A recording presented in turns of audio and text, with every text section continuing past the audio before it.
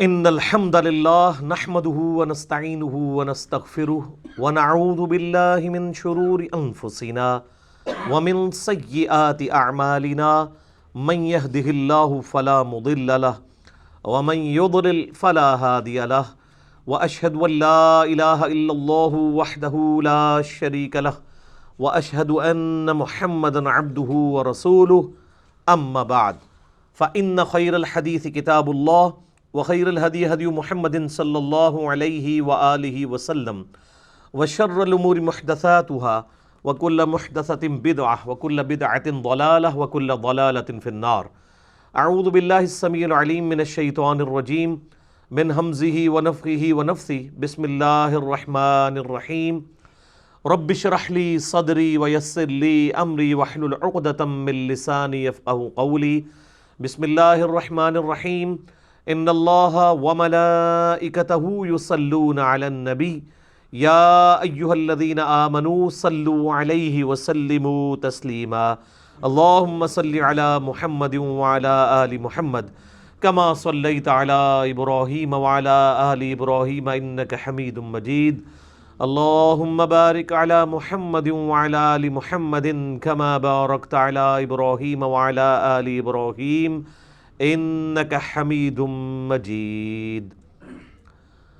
اللہم ربنا آتنا فی الدنیا حسنۃ وفی الآخرۃ حسنۃ وقنا عذاب النار۔ ربنا آتنا من لدنک رحمۃ وہیئ لنا من امرنا رشدا۔ لا الہ الا انت سبحانک انی کنت من الظالمین۔ حسبنا اللہ ونعم الوکیل ولا حول ولا قوة الا باللہ العلی العظیم۔ یا حی یا قیوم برحمتک استغیث اصلح لی شأنی کلہ ولا تکلنی الی نفسی طرفۃ عین آمین۔ الحمدللہ آج 31 مارچ 2019 کو سنڈے کے دن قرآن کلاس نمبر 319 میں ہم سورۃ التغابن انشاءاللہ تعالی کور کریں گے۔ سورہ التغابن بھی مدنی سورت ہے اور اس کا مرکزی ٹاپک ایمانیات ہے۔ آپ کو پتہ ہے کہ قرآن حکیم میں 2/3 قرآن جو ہے وہ مکی قرآن ہے اور اس کا مرکزی ٹاپک جو ہے عقیدہ توحید اور عقیدہ آخرت ہے، اور اس میں اللہ تعالیٰ کی ذات کے حوالے سے بھی دلائل ذکر ہوئے ہیں، چونکہ عقیدہ توحید کے اعتبار سے مکی قرآن کے اندر ڈسکشن ہوئی، اور اسی کو ہم کہتے ہیں علم العقائد، یعنی عقیدے بنیادی کون سے ہیں۔ مسلمانوں کے 3 عقائد ہیں، عقیدہ توحید، عقیدہ آخرت اور عقیدہ رسالت۔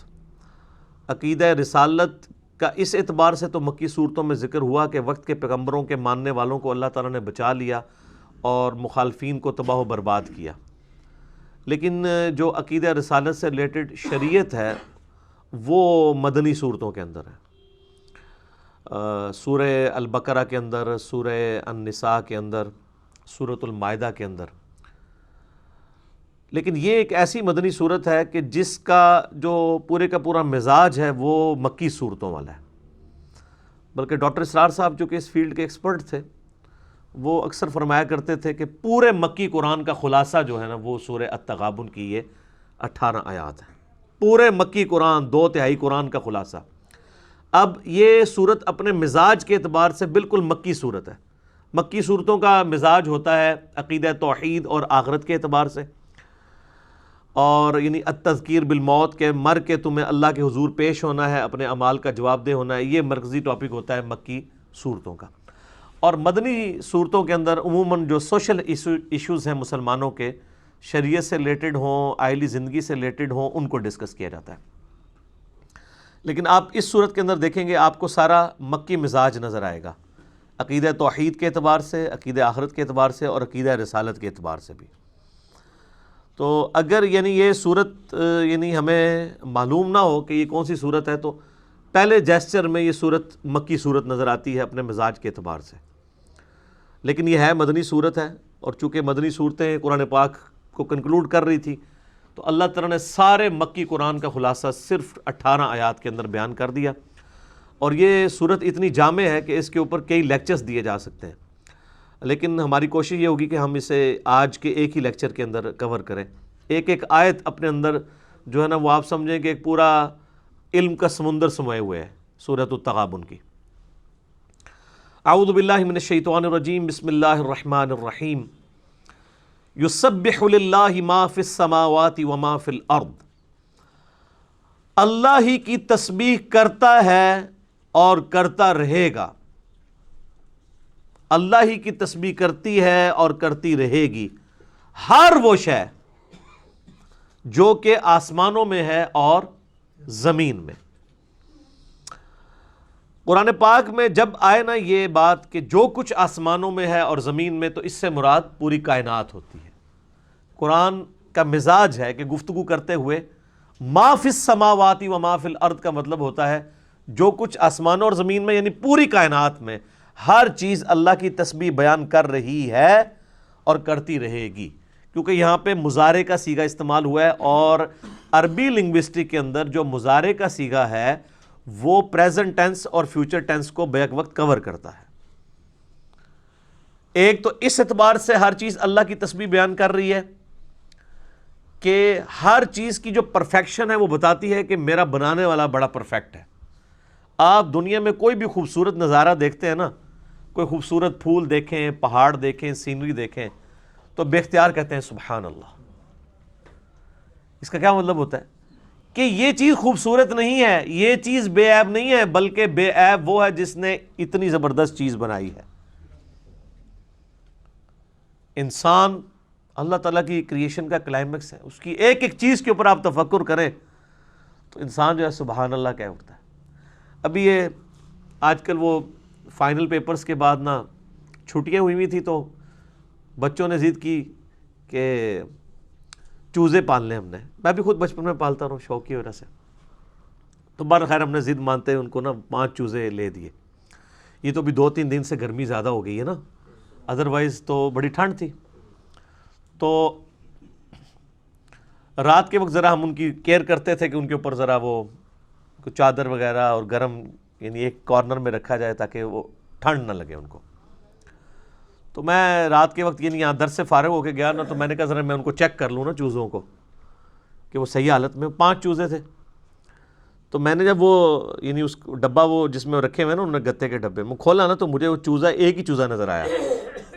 تو میں نے اپنی وائف کو بلایا، میں نے کہا وہ تو 5 تھے، باقی 4 کدھر گئے؟ تو اس نے کہا نہیں 5 اس کے اندر ہے. اب میں نے اس کو رینڈملی دیکھا تھا، پھر دوبارہ کھول کے دیکھا تو وہ 5 بالکل جڑے ہوئے تھے آپس میں. میں اس وقت بے اختیار میری زبان سے نکلا سبحان اللہ.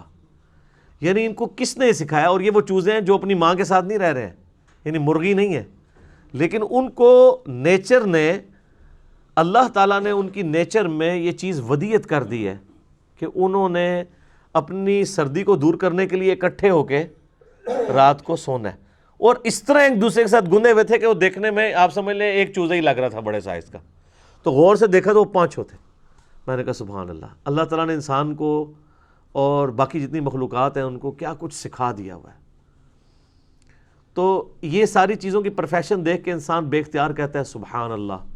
یعنی پاک ہے وہ ہستی جس نے ان ساری چیزوں کو پیدا فرمایا ہے اتنی پرفیکشن کے ساتھ کہ ان میں کوئی عیب نہیں چھوڑا. تو اس اعتبار سے کائنات کی ہر چیز اللہ کی تسبیح بیان کر رہی ہے. اور دوسرا اس اعتبار سے بھی تسبیح بیان کر رہی ہے کہ اللہ تعالیٰ نے ہر مخلوق کو ایک خاص زبان دی ہے جس کے اندر وہ اللہ کی حمد کرتی ہے. حتیٰ کہ سورۃ الرعد میں آیا کہ یہ جو الرعد عربی میں کہتے ہیں بجلی کو، یہ جو چمکتی ہے بارش سے پہلے، تو اللہ تعالیٰ فرماتا ہے یہ جو رعد ہے یہ بھی اللہ کی تسبیح بیان کرتی ہے. لیکن ظاہر ہم سمجھ نہیں سکتے. سورہ بنی اسرائیل میں ہے کہ ہر چیز اللہ کی حمد کے ساتھ اس کی تسبیح بیان کر رہی ہے، لیکن تم اس کی تسبیح کو سمجھ نہیں سکتے، سن نہیں سکتے. لیکن بعض اوقات جب وقت کا پیغمبر موجود ہوتا ہے تو اللہ تعالیٰ یہ ایکسٹراڈنری ایکسپیرینسز کروا بھی دیتا ہے. صحیح بخاری کے اندر حدیث موجود ہے کہ سیدنا عبداللہ ابن مسعود رضی اللہ تعالیٰ عنہ کہتے ہیں کہ ہم نبی صلی اللہ علیہ وآلہ وسلم کے مبارک زمانے میں آپ کی صحبت میں جب کھانا کھایا کرتے تھے تو ہم نے کئی دفعہ کھانے میں سے اللہ کی تسبیح کی آواز بھی سنی ہے.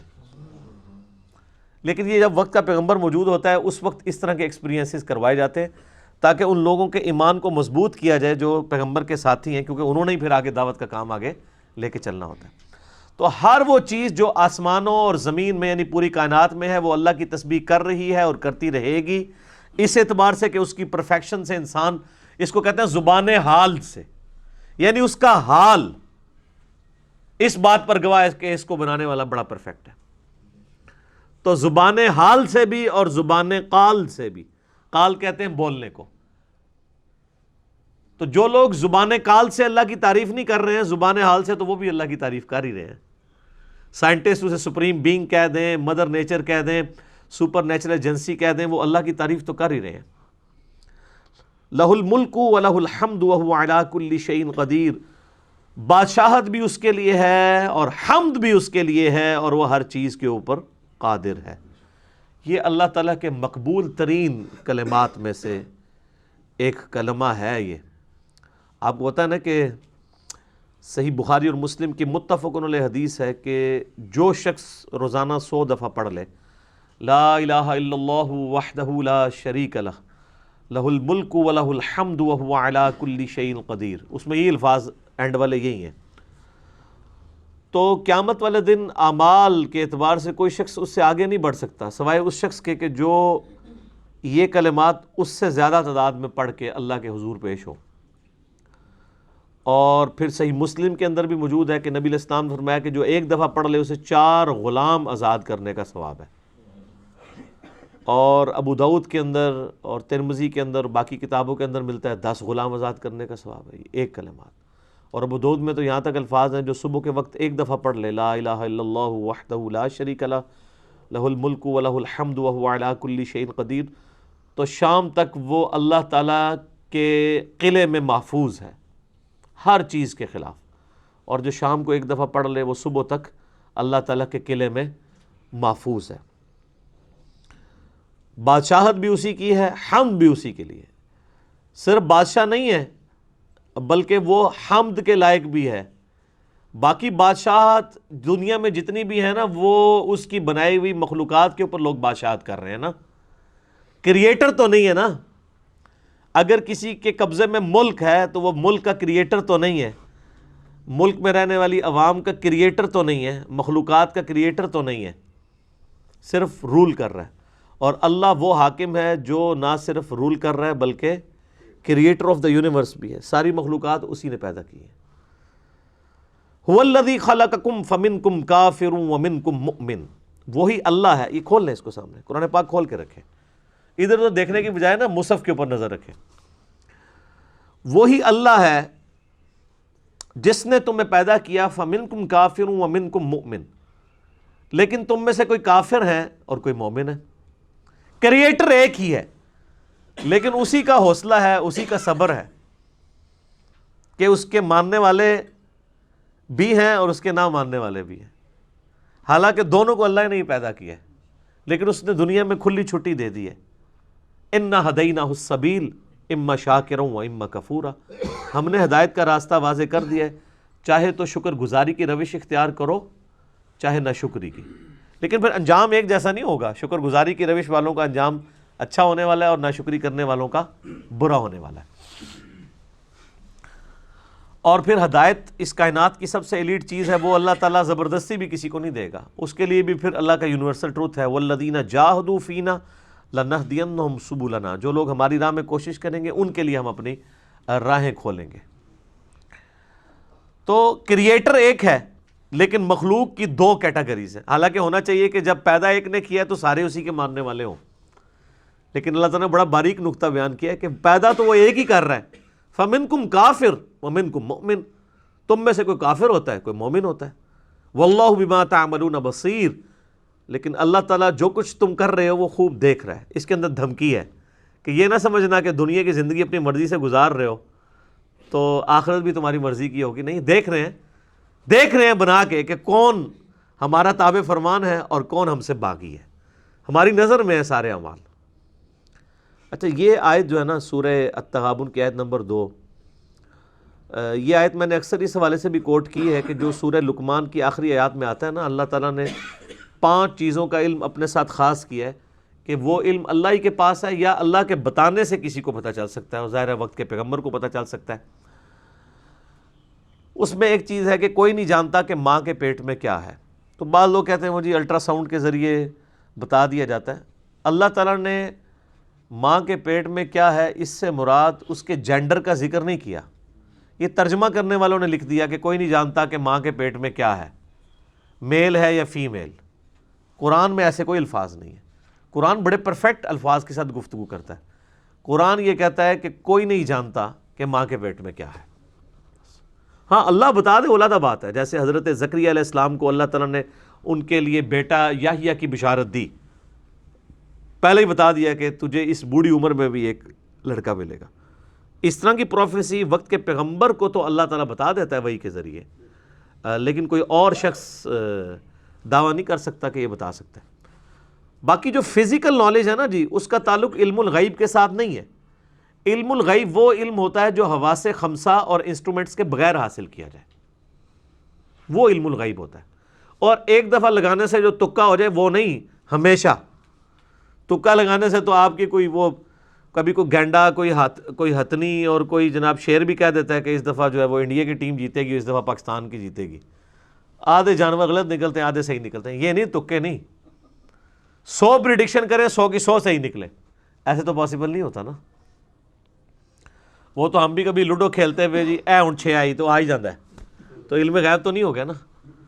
مزہ تو تب ہے جب 100 دفعہ پھینکا جائے اور 100 دفعہ بندہ کہے جی اے 6 ہی، تو لے کے آئے کچھ ہے، پروبیبلٹی سے کہتے ہیں نا، ٹھیک ہے نا۔ تو پروبیبلٹی تو پھر آپ کو پتہ ہے کہ یہ ناممکنات میں سے ہے کہ 100 دفعہ کوئی پھینکے اور 100 دفعہ ہی آ جائے۔ اس کی پروبیبلٹی جو ہے وہ یعنی کروڑوں میں ایک ہو سکتی ہے، وہ بھی بڑی مشکل سے۔ تو یہ جو اللہ تعالیٰ نے وہاں پہ فرمایا نا کوئی نہیں جانتا کہ ماں کے پیٹ میں کیا ہے، مراد یہ کہ کوئی نہیں جانتا کہ وہ سعید ہوگا یا شقی ہوگا، یعنی وہ خوش بخت ہوگا یا بدبخت ہوگا، وہ پیدا ہونے کے بعد کافر ہوگا یا مومن ہوگا، کیونکہ ہو سکتا ہے پیدا کافر ہوا ہے بعد میں ایمان پہ آ جائے، ہو سکتا ہے پیدا مومن ہوا ہے بعد میں کفر اختیار کر لے۔ یعنی مرتے دم تک کوئی شخص کسی کے بارے میں یہ پریڈکٹ نہیں کر سکتا کہ وہ شقی ہوگا یا سعید ہوگا۔ شقی عربی میں کہتے ہیں بدبخت کو، سعید کہتے ہیں خوش بخت کو، آخرت کے پوائنٹ آف ویو سے، یعنی ایمان والا ہوگا یا کافر ہوگا۔ تو یہاں پہ بھی میں نے پھر سپورٹ میں یہ آیت پیش کی تھی، فَمِنْكُمْ كَافِرٌ وَمِنْكُمْ مُؤْمِنٌ۔ پیدا وہ کرتا ہے لیکن کوئی کافر ہوتا ہے کوئی مومن، کوئی شخص نہیں بتا سکتا کہ یہاں سے جو پیدا ہوگا وہ کیا ہوگا۔ ورنہ تو آپ دیکھیں نا خالد ابن ولید کو تو پیدائش کے بعد بھی کسی نے نہیں جج کیا تھا کہ اس نے مسلمان ہو کے رومن اور پرشین امپائر الٹ دینی ہے۔ نبی علیہ السلام کی دعوت کے بعد 19 سال تک خالد ابن ولید رضی اللہ تعالیٰ عنہ وعلیہ السلام، یعنی دعوت کے بعد بھی نبی علیہ السلام کی دعوت نبوت کرنے کے بعد بھی 19 سال تک کفر پہ رہے ہیں، اسلام نہیں انہوں نے قبول کیا، پھر اللہ نے ہدایت دے دی۔ اس وقت تو لوگ کنکلوڈ کر بیٹھے ہوں گے کہ اس نے تو کفر کی موت ہی مرنا ہے، نعوذ باللہ، یہ اللہ جانتا ہے۔ تو یہاں تقدیر مراد ہے۔ اور دوسرا اگر کوئی فزیکل نالج ہے تو واقعی کوئی آج بھی نہیں بتا سکتا کہ ماں کے پیٹ میں کیا ہے، جب تک فزیکلی، ایک فزیکل علم جو ہوتا ہے نا انسٹرومنٹ کے ذریعے آپ حاصل کرتے ہیں، وہ علم الغیب نہیں ہوتا، وہ تو فزیکل نالج ہوتا ہے۔ بغیر دیکھے بغیر چھوئے ایک بندہ پریڈکٹ کر دے اور جتنی دفعہ کرے وہ صحیح کرے، وہ علم الغیب ہوگا، تو وہ تو کوئی نہیں کر سکتا۔ انسٹرومنٹ سے تو آپ فزیکل نالج حاصل کرتے ہیں، اور فزیکل لاز ظاہر ہے کہ وہ تو بالکل آپ کو صحیح رزلٹ دیں گے نا۔ آپ کو پتہ ہے کہ آج بھی ایسے انسٹرومنٹس اسلام آباد میں تو چونکہ پانی کا مسئلہ اویلیبل ہے کہ وہ انسٹرومنٹس آپ زمین میں 2 فٹ گڑھا کھودنے کے بعد وہ انسٹرومنٹ رکھیں، اس میں سے ریز نکلتی ہیں، وہ زمین میں جا کے ریباؤنڈ ہوتی ہیں، اس سے وہ بتا دیتے ہیں کہ یہاں پہ واٹر ٹیبل جو ہے وہ 150 فٹ پہ، یہاں پہ 200 فٹ پہ، یہاں پہ 300 فٹ پہ ہے، اور یہاں پہ 500 فٹ پہ بھی نہیں ہے۔ تو وہ فزیکل نالج ہے نا، کہ آپ نے فزیکلی آبزرو کیا ہے۔ یہ تو نہیں ہے کہ ایک بندے نے آنکھیں بند کی ہیں اور کہا جی ادھر جو ہے تیل کا کنواں کھود لیں، ادھر پانی کا کنواں کھود لیں، اس طرح تو نہیں ہوتا نا۔ آپ دیکھ لیں ڈرلنگ مشین لگی ہوتی ہیں، وہ اسیسمنٹس کرتے ہیں کتنے کنویں کھودنے کے بعد، یعنی ایوریج 500-600 کنویں کھودتے ہیں تو شاید ایک کنواں نکلے، شاید ایک بھی نہ نکلے۔ تو اسی لیے تو ان کمپنیوں کو ٹھیکے دینے پڑتے ہیں، بڑا مہنگا کام ہے۔ تو اللہ ہی ہے جس نے پیدا کیا، تم میں سے کوئی کافر ہوتا ہے کوئی مومن ہوتا ہے، واللہ بما تعملون بصیر، اللہ تعالیٰ تمہارے اعمال کو دیکھ رہا ہے۔ خلق السماوات والارض بالحق، دیکھو اس نے آسمانوں اور زمین کو پرپز فل پیدا کیا ہے، بغیر مقصد کے کوئی چیز پیدا نہیں ہوئی ہے، ہر چیز ایک مقصد کے لیے پیدا ہوئی ہے۔ تو اس کائنات کی ہر چیز اگر مقصد کے لیے پیدا ہوئی ہے تو اس کائنات میں اللہ کی کریشن کا کلائمیکس اور بلندی کون ہے؟ انسان۔ تو انسان تو سب سے زیادہ پرپسفل مخلوق ہے، تو وہی ذکر آ گیا وَصَوَّرَكُمْ فَأَحْسَنَ صُوَرَكُمْ، اسی نے تمہاری صورتیں بنائی ہیں اور کیا ہی خوبصورت صورتیں بنائی ہیں، وَإِلَيْهِ الْمَصِيرُ، اور بنا کے چھوڑ نہیں دی، تم نے مر کے اسی کے پاس آنا ہے۔ آپ دیکھ، میں نے کہا تھا پورے قرآن کا خلاصہ اس کے اندر بیان ہو رہا ہے، ایک ایک آیت کے اندر قیامت مضمر ہے۔ پوری کائنات پیدا کی اس نے، اور اس کائنات کا کلائمیکس انسان پیدا کیا، اس کو خوبصورت شکل میں پیدا کیا، لیکن مر کے اللہ کے پاس آنا ہے۔ بڑے بڑی خوبصورت لوگوں کی خوبصورتی جو ہے وہ مٹی میں مل جانی ہے، اصل میں تو خوبصورتی اس کی ہے نا جو آخرت میں کامیاب ہو گیا۔ دنیا میں اچھی شکل یا اچھا عہدہ یا اچھا سٹیٹس کسی کی آخرت کو تو ڈیفائن نہیں کر دے گا نا، اربوں سال کی ہمیشہ کی زندگی کو، نہ ختم ہونے والی کو۔ تو مر کے تمہیں اسی کی طرف لوٹ کر جانا ہے۔ آپ دیکھیں اللہ تعالیٰ نے یہ جو صورت کا ذکر کیا ہے کہ صورت کیا خوبصورت صورت بنائی ہے، یہ اللہ ہی کا کمال ہے کہ ہر شخص کے چہرے کے اوپر ایک ناک رکھا ہے، دو آنکھیں رکھی ہیں، دو ہونٹ رکھے ہیں، دو کان رکھے ہیں، اور اللہ کے سانچے سے بن بن کے لوگ نکل رہے ہیں، اور ہر بندے کی شکل دوسرے سے مختلف ہے۔ میتھمیٹکس ہی فیل ہو جاتی ہے، یعنی پرابیبلٹی 2n ہوتی ہے نا، یعنی اگر 5 چیزیں ہوں تو 2^5، 2 multiplied by 2 multiplied by 2 multiplied by 2، یعنی اس طرح آپ اس کو 5 تک لے کے جائیں تو یہ ٹوٹل پاسبلٹیز ہوں گی۔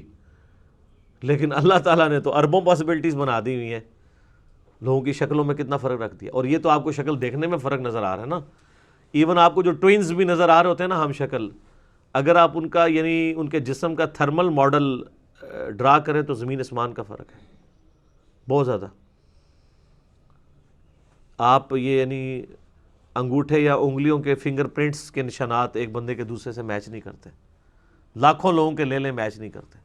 اب تو اس سے بھی آگے بات چلی گئی ہے، وہ آنکھ کو دیکھتے ہیں، کیمرے کو آگے آنکھ رکھتے ہیں، تو ایک بندے کی آنکھ، دنیا میں آپ دیکھیں 7-8 ارب انسان موجود ہیں، کسی کی آنکھ کا نقشہ دوسرے سے میچ نہیں کرتا، تو سبحان اللہ ہی کہیں گے نا۔ تو یہ جتنے انسان ہیں ان کو ان کے ماں باپ نے تو پیدا نہیں کیا، ماں باپ کو تو پتہ ہی نہیں تھا کہ کیا ہونا ہے،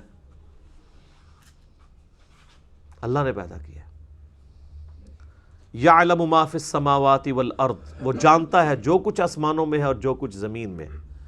وَيَعْلَمُ مَا تُسِرُّونَ وَمَا تُعْلِنُونَ، اور وہ ہر چیز جانتا ہے جو تم نے چھپائی ہوئی ہے یا ظاہر کی ہوئی ہے۔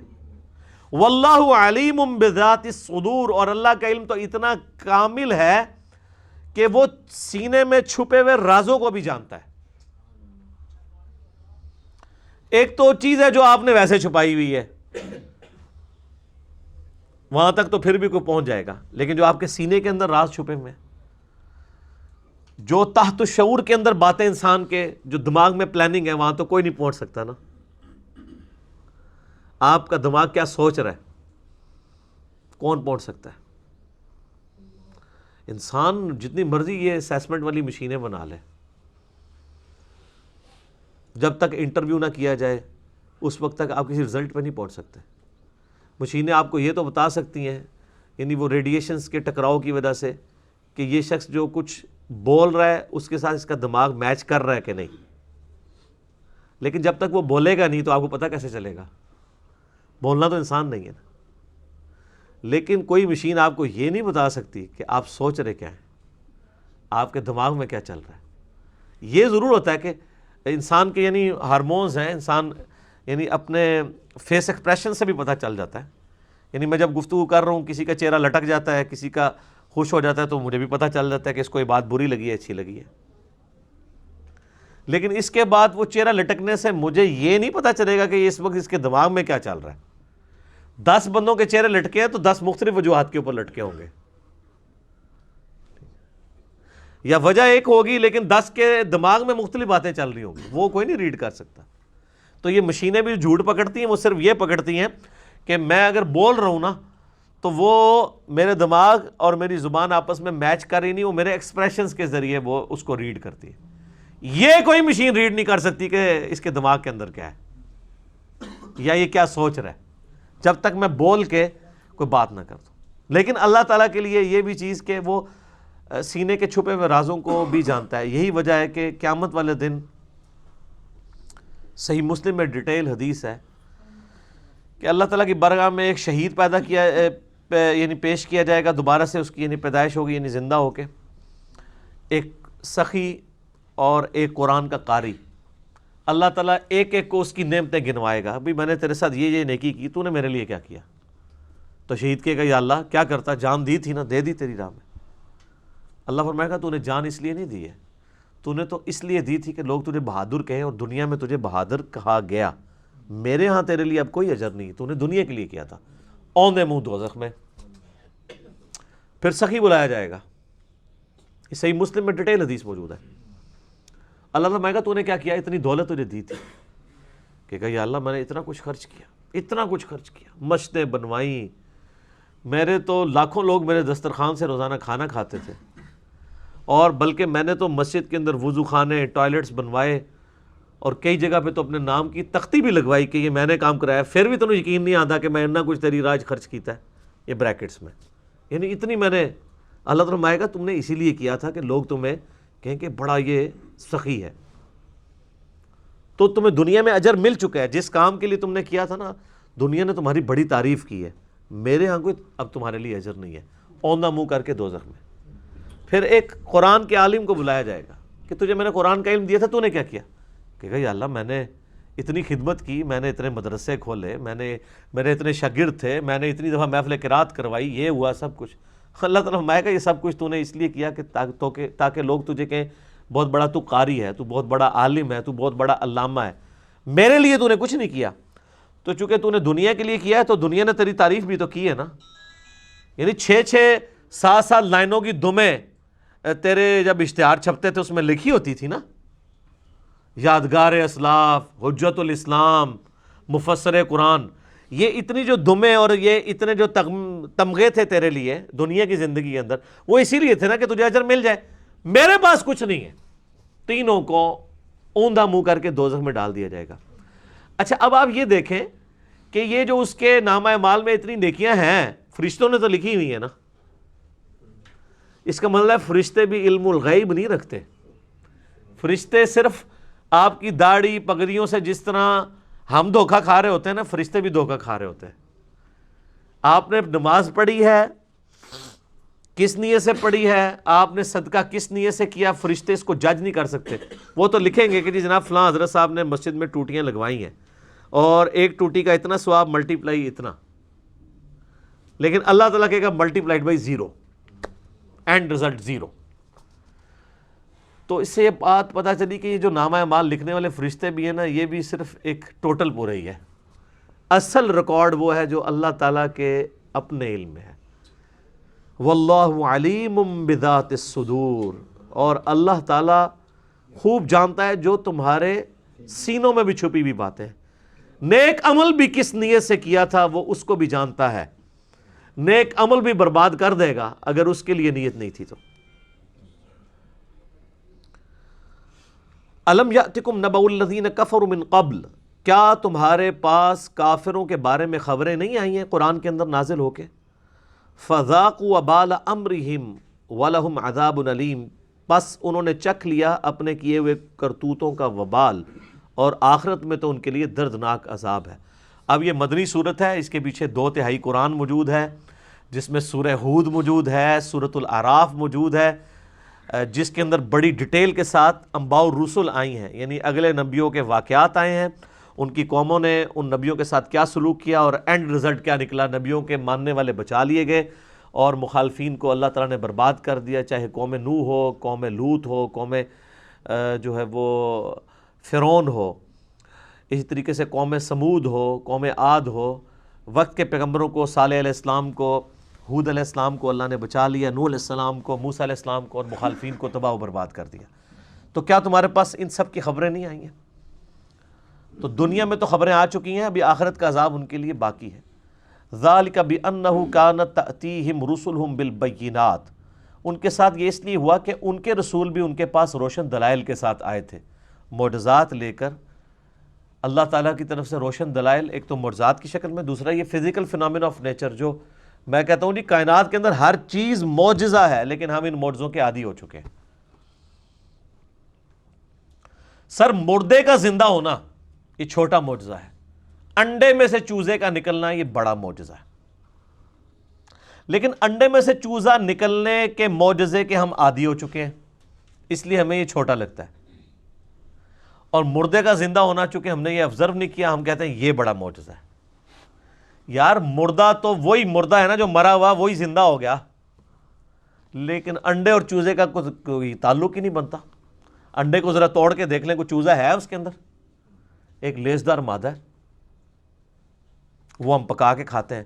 آپ مجھے ایمانداری سے بتائیں، اگر کوئی ایسا شخص ہو جسے یہ نہ پتا ہو کہ چوزہ انڈے میں سے بنتا ہے، اور آپ اسے انڈا دیں، اس کے اس میں سے چوزہ نکلتا ہے، وہ توڑ کے دیکھے، وہ کبھی مان ہی نہیں سکتا کہ اس لیسدار مادے سے اتنا خوبصورت چوزہ بن کے نکل سکتا ہے۔ وہ کہے گا تم جھوٹ بول رہے ہو۔ لیکن ہم چونکہ اس کے عادی ہو چکے ہیں، اس لیے ہمیں یہ معجزہ نہیں لگتا۔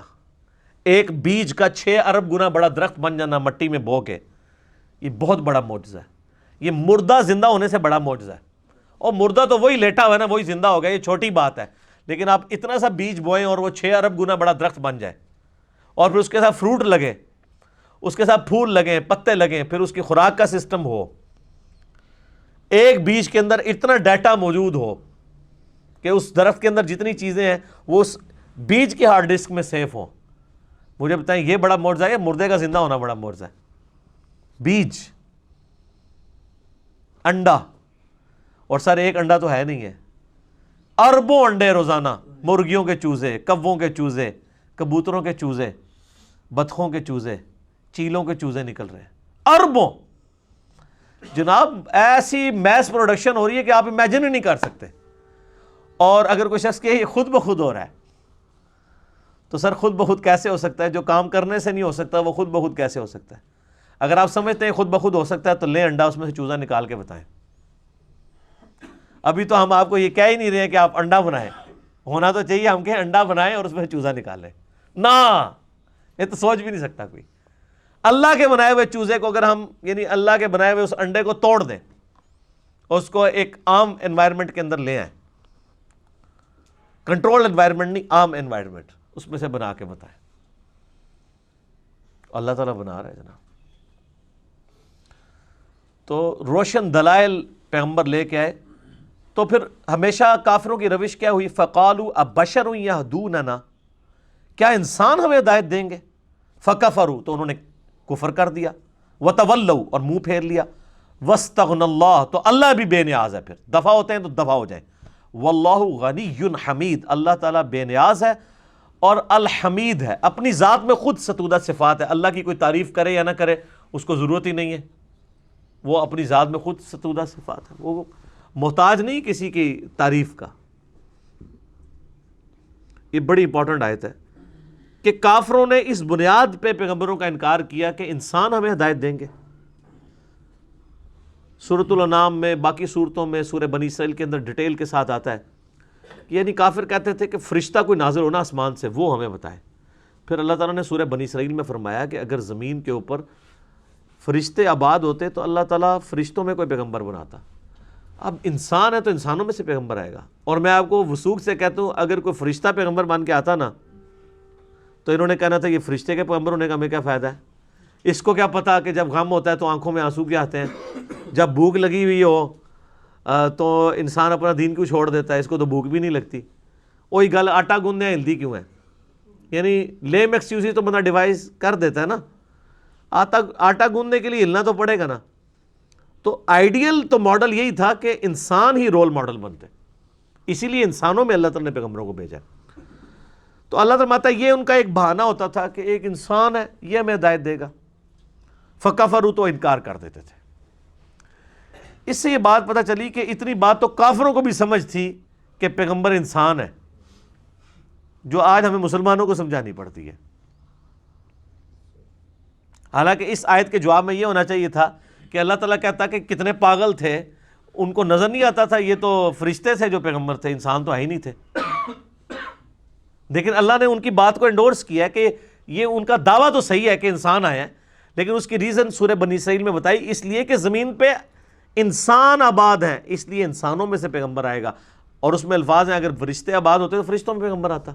اسی آیت کے کانٹیکسٹ میں نے 4 لیکچر صرف یہاں پہ قرآن کلاس کے دیے تھے، مسئلہ 131 ABCD، کرامات، معجزات، استدراج، علوین کے اوپر، وہ انہی آیات کے کانٹیکسٹ میں تھا، اور اس میں نے یہ نور بشر والا مسئلہ اور یہ سارے مسئلے بیان کیے تھے۔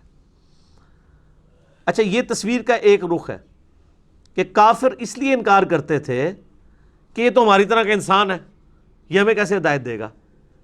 اور اس تصویر کا ایک دوسرا رخ ہے کہ مسلمان جو کہ پیغمبروں کے ماننے والے ہیں، انہوں نے بھی پھر بشریت کا انکار کر دیا۔ انہوں نے کہا اس نے تو ہمیں ہدایت دی ہے، یہ تو اللہ کا بڑا پہنچا ہوا ہے، یہ انسان کیسے ہو سکتا ہے؟ ایک ہی بیماری 2 شکلوں میں ظاہر ہوئی ہے۔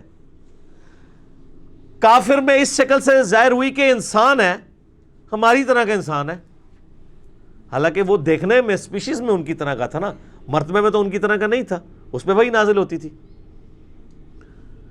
تو انہوں نے کہا کہ ہم نے اس کو ماننا ہی نہیں ہے جو انسان ہے، اور جنہوں نے مان لیا انہوں نے کہا اگر آپ اس کو مانا ہے تو اسے کم از کم خدا کے درجے پہ تو فائز ہونا چاہیے نا، اتنی پہنچی ہستی ہے تو چلو خدا کا بیٹا ہی بنا لو۔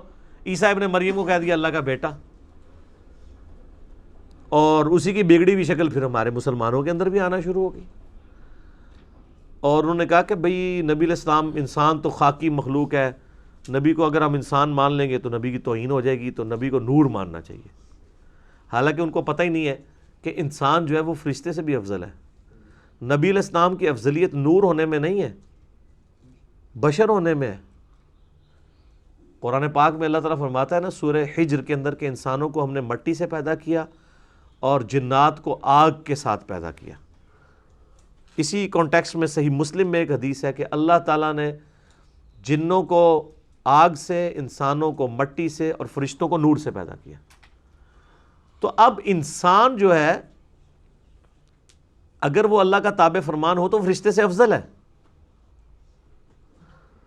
تو انسان کی خوبی انسانیت میں نہ کہ فرشتہ ہونے میں، ہاں بشرطے کہ تابع فرمان ہو۔ ہے فرشتے سے بہتر انسان بننا، مگر اس میں لگتی ہے محنت زیادہ۔ بلکہ میں تو اکثر کہتا ہوں کہ انسان کے پاس تو وہ دولت ہے جو حضرت جبرائیل علیہ السلام کے پاس بھی نہیں ہے۔ جبرائیل علیہ السلام نے اگر اللہ کو مانا ہے نا تو اس لیے کہ ان میں انکار کی گنجائش ہی کوئی نہیں ہے، ان کے پاس ماننے کے سوا کوئی چارہ تھا؟ قرآن پاک میں ہے کہ فرشتے تو اللہ کی حکم عدولی کر ہی نہیں سکتے۔ مزہ تو تب یہ ہے کہ آپ کے پاس اختیار بھی ہو انکار کرنے کا، تب بھی آپ اللہ کو مانیں، اور یہ وہ دولت ہے جو انسان کے پاس ہے جو جبرائیل کے پاس بھی نہیں ہے۔ آپ مجھے بتائیں ایک وہ شخص جس کے پاس یہ اختیار تھا کہ چاہتا تو خدا کو مانتا، چاہے انکار کر دیتا، لیکن پھر بھی اس نے اپنی ساری دنیاوی سرکمسٹانسز میں، ساری تکالیف کے باوجود اس نے اپنا تعلق خدا کے ساتھ مضبوط رکھا۔ یہ بڑا کارنامہ ہے، یا یہ بڑا کارنامہ ہے کہ کسی کے پاس اللہ کو انکار کرنے کی گنجائش ہی نہیں تھی اور وہ اللہ کے ساتھ جڑا رہا۔ ظاہر ہے کہ انسان کے پاس جو دولت ہے، جو آپ کے پاس ول کی پاور ہے کہ آپ چوائس کر سکتے ہیں، یہ بہت بڑی دولت ہے۔ تو مسلمانوں نے کہا کہ نہیں یہ اوپر کرو جی، تو اللہ تعالیٰ نے اس بیماری کا ذکر کر دیا تھا کہ انکار کرتے ہیں اس بنیاد کے اوپر۔ تو اس سے یہ بات پتہ چلی کہ کافروں نے پیغمبروں کا انکار کیا ان کی بشریت کی وجہ سے، اور مسلمانوں نے پیغمبروں کی بشریت کا انکار کیا ان کے پیغمبر ہونے کی وجہ سے۔ دیکھا ایک ہی بیماری کی 2 شکلیں۔ اچھا، آدھی بات کافروں کی صحیح تھی، آدھی بات مسلمانوں کی صحیح۔ کافروں کی آدھی بات صحیح تھی کہ واقعی انسان ہی ہے، اور اللہ نے اس کو کہا کہ بھئی انسان اس لیے ہے کہ تم بھی انسان ہو نا، تو انسانوں کے لیے انسان رول ماڈل ہوں گے۔ مسلمانوں کی بھی آدھی بات صحیح ہے کہ انہوں نے ان کو پیغمبر مانا، لیکن آدھی بات پھر مسلمانوں میں غلط آ گئی کہ یہ پیغمبر ہے تو اب اس کو کم از کم خدا کے درجے تک تو کم از کم لے کے جاؤ، یا اس سے تھوڑا نیچے ہی رکھو، بس اتنا فرق کر دو کہ اللہ کا ذاتی ہے، اس کا عطائی ہے، وہ خالق ہے، یہ مخلوق ہے۔ باقی تو وہ جو احمد بریلوی صاحب کا بھی شعر ہے نا، نہیں محبوب و محب میں تیرا میرا، وہ کہتے ہیں بھائی محبوب اور محب کا معاملہ ہے، اس میں تیرا میرا کوئی نہیں، جو کچھ اللہ کا ہے اسی کا مالک نبی علیہ السلام بھی ہے۔ تو یہ پھر یعنی غلو کیا۔ اور صحیح بخاری میں کتاب الانبیاء چیپٹر میں حدیث موجود ہے، نبی علیہ السلام نے فرمایا دیکھنا میری شان کو اس طرح بلند نہ کرنا جس طرح نصارہ یعنی عیسائیوں نے اپنے وقت کے پیغمبر عیسیٰ علیہ السلام کو شان میں بڑھا دیا تھا۔ میں اللہ کا بندہ اور اس کا رسول ہوں، مجھے اللہ کا بندہ اور اس کا رسول ہی کہنا۔ زعم الذین کفروا ان لن یبعثوا، کافر یہ گمان کرتے ہیں، ان کو خام خواہ کا یہ زوم ہو گیا ہے کہ وہ مرنے کے بعد زندہ نہیں ہوں گے۔ قل بلا وربی لتبعثن ثم لتنبؤن بما عملتم، اے نبی فرما دیجئے کیوں نہیں، مجھے میرے رب کی قسم تم ضرور زندہ کیے جاؤ گے، پھر ضرور بالضرور تمہیں آگاہ کیا جائے گا جو کچھ تم نے دنیا میں اعمال کیے تھے۔ وَذَلِكَ عَلَى اللَّهِ يَسِيرٌ، اور اللہ کے لیے بہت آسان ہے۔ 3 قسمیں ہیں، بلا کیوں نہیں، وَرَبِّي، اور مجھے قسم ہے اپنے رب کی، لَتُبْعَثُنَّ، ضرور بالضرور تمہیں مرنے کے بعد اٹھایا جائے گا، ثُمَّ لَتُنَبَّؤُنَّ، پھر تمہیں ضرور اللہ تعالیٰ خبر دے دے گا، بما عملتم، جو کچھ تم نے دنیا میں اعمال کیے تھے۔ اور اللہ کے لیے کوئی مشکل کام نہیں ہے زندہ کرنا۔ یہ یعنی عقیدہ آخرت کا ذکر ہو گیا، پہلے عقیدہ توحید چل رہا تھا، اب عقیدہ آخرت۔ فآمنوا باللہ ورسولہ، پس ایمان لاؤ اللہ پر اور اس کے رسول پر، والنور الذی انزلنا، اور اس نور پر بھی ایمان لاؤ جو ان کے ساتھ نازل ہوا، یعنی قرآن۔ تو اہل ایمان کی روش یہ ہوگی کہ اللہ پر، رسول پر اور قرآن کے اوپر ایمان لے کے آئیں گے۔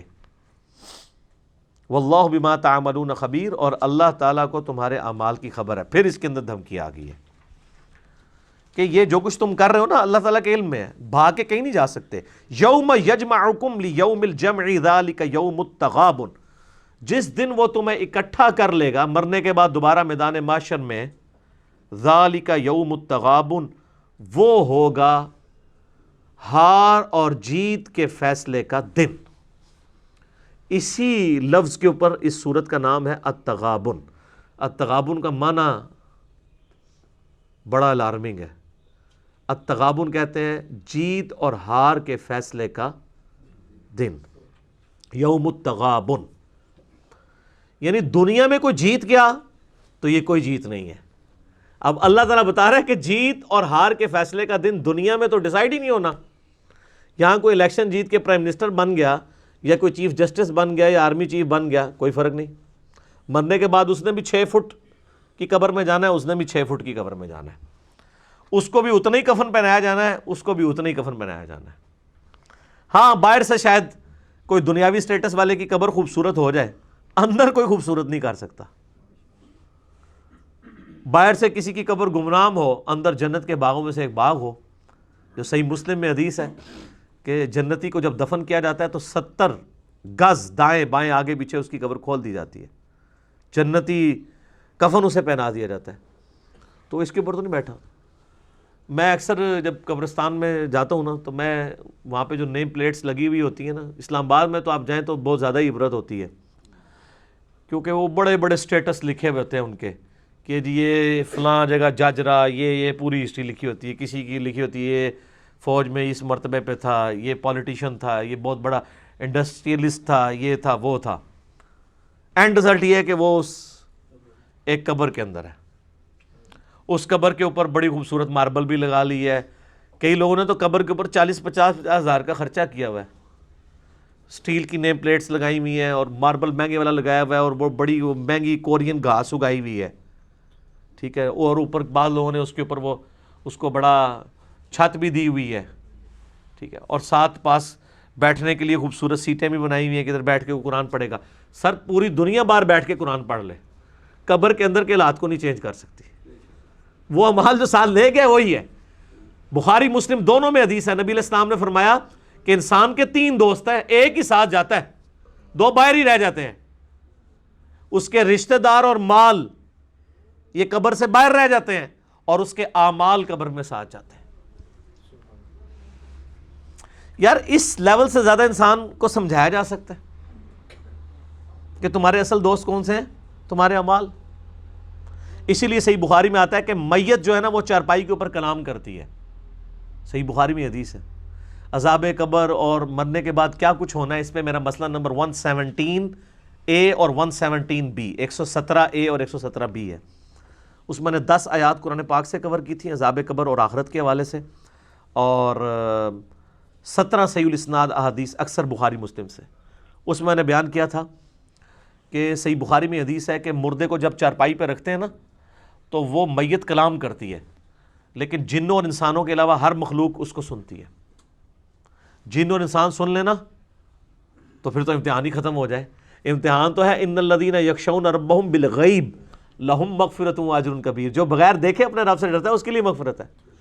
اور میت کیا کلام کرتی ہے؟ اگر وہ نیک میت ہے تو کہتی ہے مجھے جلدی جلدی لے چلو میری قبر کی طرف، اس کو تو پتا ہے میرے لیے تو جنت انتظار کر رہی ہے۔ نیک بندے کے لیے موت جو ہے نا یہ جنت کا ٹکٹ ہے، اور بدکار کے لیے، بدکار میت بخاری کے الفاظ ہیں، وہ کہتی ہے کہ مجھے، وہ چیختی ہے کہ مجھے کہاں لے کے جا رہے ہو۔ لیکن کوئی نہیں، نہ باپ نہ بیٹا نہ کوئی رشتہ دار اس کو دفنانے سے نہیں روکے گا، اور نہ بھی دفنائے، باہر بھی رکھ کے دیکھ لیں۔ اللہ تعالیٰ تو اس چیز کے اوپر یعنی محتاج تو نہیں ہے کہ کسی کو قبر میں رکھیں گے تو عذاب قبر ہوگا۔ سر آپ قبر کھول کے بھی دیکھ لیں، نہ آپ کو جنت نظر آئے گی نہ دوزخ۔ وہ اس فریم آف ریفرنس کی چیزیں ہی ہیں، وہ اللہ تعالیٰ نے غیب کے پردے میں رکھی ہوئی ہیں۔ دنیا میں آپ صرف وہ چیز آبزرو کر سکتے ہیں جو فزیکل فینامنا آف نیچر کے ساتھ جڑی ہوئی ہے، جو فزیکل لاز جس پہ اپلائی ہوتے ہیں۔ اور عالم برزخ کے اوپر وَمِن وَرَائِهِمْ بَرْزَخٌ إِلَىٰ يَوْمِ يُبْعَثُونَ، سورۃ المومنون کی آیت نمبر 100 ہے۔ ان کے مرنے سے لے کر قیامت تک ایک ان سین بیریئر ہے جسے عربی میں برزخ کہتے ہیں، اب وہ کوئی آبزرو نہیں کر سکتا۔ تو اللہ تبارک و تعالی آخرت میں عافیت والا معاملہ فرمائے۔ اللہم اجرنا من النار، اللہم اجرنا من النار، اللہم اجرنا من النار، اللہم من احییتہ منا فاحیہ علی الاسلام ومن توفیتہ منا فتوفہ علی الایمان، آمین۔ تو اللہ تعالیٰ ہمارا یوم التغابن، ہار اور جیت کے فیصلے کا دن۔ تو سر دنیا میں کوئی ہار گیا ہوا ہے نا تو بالکل ٹینشن نہ لے، دنیا کی کوئی ہار نہیں ہے۔ اچھا دنیا میں انسان کہتا ہے میں نے بڑی کوشش کی، رزلٹ نہیں صحیح نکلا، جو میں نے محنت کی مجھے اس کا اجر نہیں ملا، تو ہم کیا کہتے ہیں کہ تقدیر میں ایسا ہی تھا۔ دنیا میں اللہ نے جو ڈیسٹنی مقرر کی ہے وہ آپ کی کوشش اپنی جگہ، لیکن اللہ کے تقدیر کے فیصلے اس کوشش کے مطابق کتنے % ہوں گے کتنے نہیں، وہ اللہ نے فیصلہ کرنا ہے۔ جو مولا علی علیہ السلام کا بھی قول ہے کہ میں نے اپنے ارادوں کے ٹوٹنے سے اپنے رب کو پہچانا ہے۔ ارادوں کے ٹوٹنے سے، ارادہ ہوتا ہے حالات فیوریبل ہوتے ہیں، رزلٹ پھر بھی کچھ اور آ جاتا ہے۔ اس کا مطلب ہے ایک اور ہستی ہے جو یہ نہیں چاہتی۔ لیکن سر میں آپ کو بہت بڑا یونیورسل ٹروتھ بتانے لگا ہوں کہ دنیا میں آپ کی مرضی کا رزلٹ نہیں آ سکتا، لیکن آخرت آپ کے اختیار میں ہے۔ دنیا اللہ کے اختیار میں ہے اور آخرت آپ کے اختیار میں ہے۔ بہت بڑی بات ہے۔ دنیا میں جو اللہ کا تابع فرمان رہا، یہ پاسبل ہی نہیں کہ اس کی آخرت پہ ڈیفرنٹ رزلٹ آ جائے، کیونکہ اگر ایسا ہو جائے تو قرآن جھوٹا، پیغمبر جھوٹے، اللہ جھوٹا ہو جائے گا، نعوذ باللہ۔ تو اسی لیے میں کہتا ہوں کہ جو آپ کے اختیار میں اس کے لیے بھی محنت کرو نا۔ دنیا تو آپ ایک خاص لیول تک ٹھیک ہے، سبسسٹنس لیول پہ کوشش ہم نے کرنی ہے، رزلٹ کے بعد مایوس نہیں ہونا۔ دنیا میں ایسا ہی ہونا ہے کہ آپ کو مایوسی کا سامنا کرنا پڑنا ہے، لیکن آپ نے صبر کرنا ہے۔ لیکن سر آخرت میں ایسا نہیں ہے۔ دنیا میں اگر کسی نے اللہ کی تابع فرمان ہونے کی ایسی زندگی گزاری ہے نا، اس کو آخرت میں کوئی حیرانگی نہیں ہوگی۔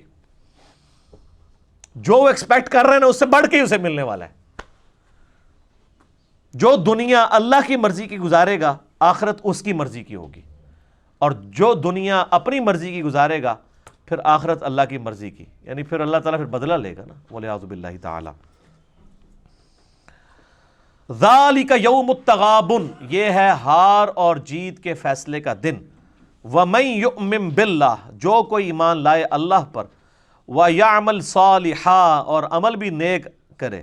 خالی ایمان نہیں، خالی دودھ پینے والے مجنون نہیں، پریکٹیکلی بھی اللہ کو بھی مانتا ہو اور اللہ کی بھی مانتا ہو، اللہ کے محبوب صلی اللہ علیہ وآلہ وسلم کو بھی مانتا ہو، اس کے محبوب صلی اللہ علیہ وآلہ وسلم کی بھی مانتا ہو. یکفر عنہ سیئاتہ، اللہ تعالیٰ اس کے گناہوں سے درگزر فرما دے گا. وَيُدْخِلْهُ جَنَّاتٍ تَجْرِي مِن تَحْتِهَا الْأَنْهَارُ، اور اسے داخل کرے گا ایسی جنتوں میں جس کے نیچے نہریں بہتی ہوں گی. خالدین فیہا ابدا، اس میں رہے گا ہمیشہ ہمیش. ذالک الفوز العظیم، یہ ہے اصل میں کامیابی بڑی. جو کہا گیا نا کہ ہار اور جیت کے فیصلے کا دن کون سا ہے؟ قیامت کا. تو اللہ ہمارا قیامت والے دن جو جیتا وہ اصل میں جیتا، اور جو اس دن ہارا وہ اصل میں ہارا. سر دنیا میں کوئی شخص فٹ پاتھ پہ مر جائے اور لاوارث لاش اس کی دفن کر دی جائے، اس کے گھر والوں کو بھی خبر نہ ہو، کوئی فرق نہیں پڑتا اگر وہ اپنے اعمال ساتھ لے کے گیا. اور پوری دنیا جس کا جنازہ پڑھ کے پورے پروٹوکول کے ساتھ اسے جا کے بقیہ غرقت قبرستان میں بھی دفن کر دے، اور اگر وہ اعمال ساتھ نہیں لے کے گیا تو کوئی فرق نہیں پڑتا. آخرت کے فیصلے اعمال کے ساتھ ہونے. یہاں پہ بھی دیکھ لیں، اللہ ہمارا جو ایمان لایا، نیک اعمال کیے، پھر اس سے جو چھوٹی موٹی غلطی ہوئی نا ہم معاف کر دیں گے.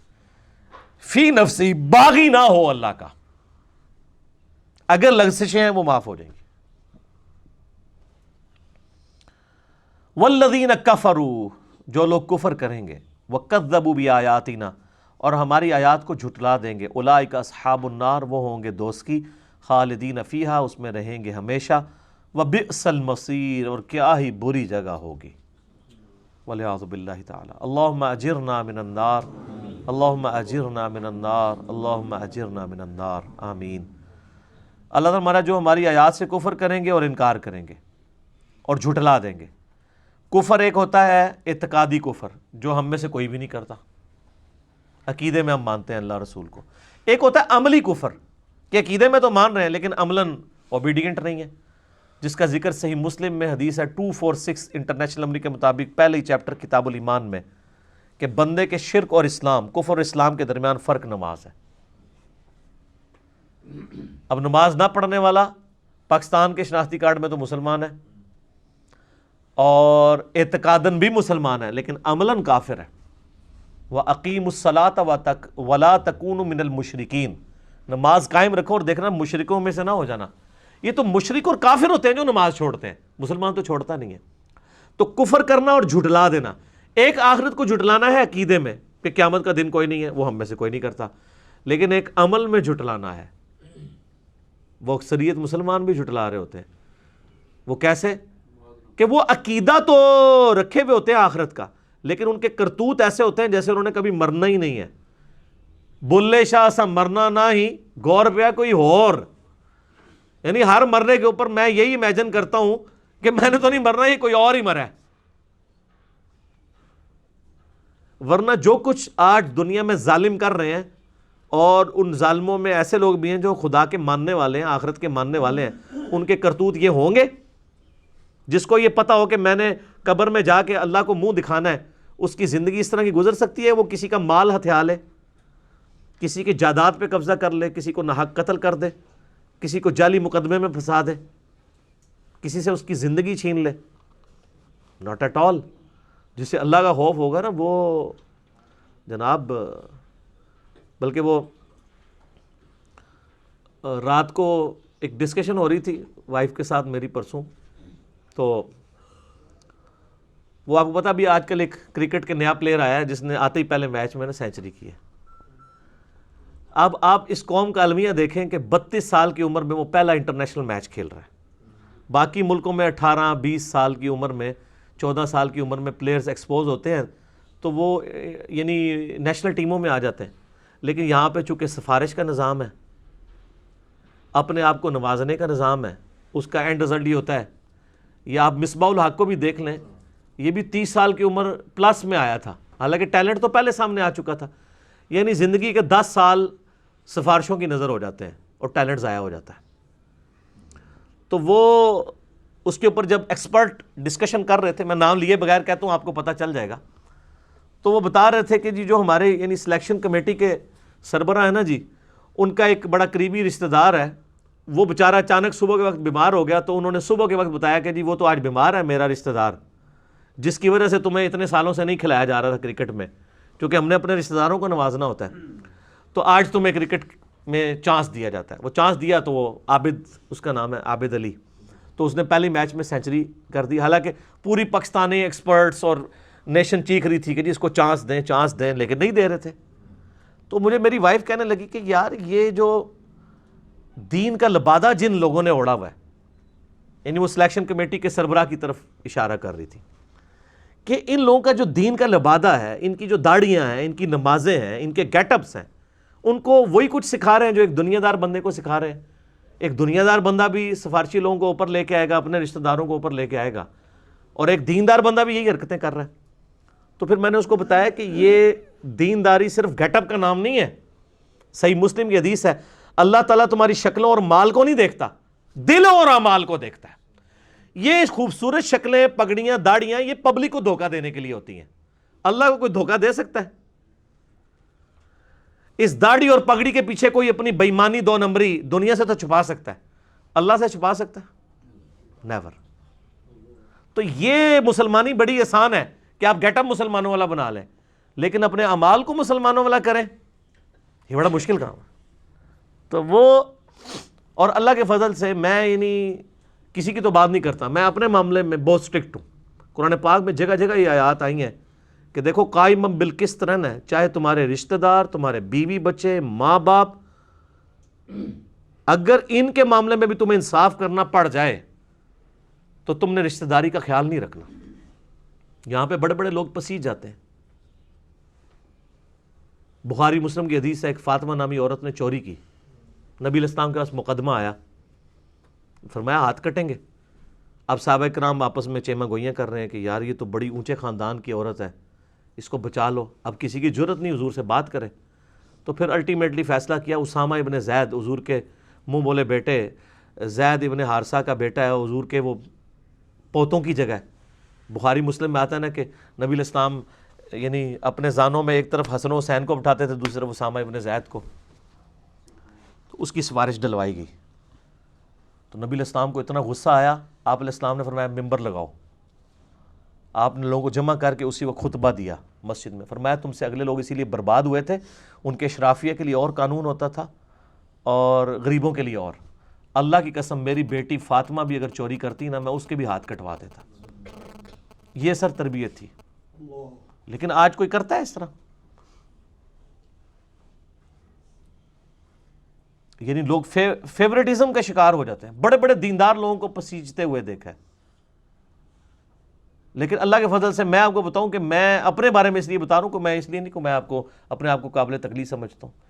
یعنی میرا بچہ کوئی شرارت کر کے آئے یا میرے گھر میں سے کسی نے کوئی زیادتی کی ہوئی ہو، میں کبھی کسی کے ساتھ کھڑا نہیں ہوتا.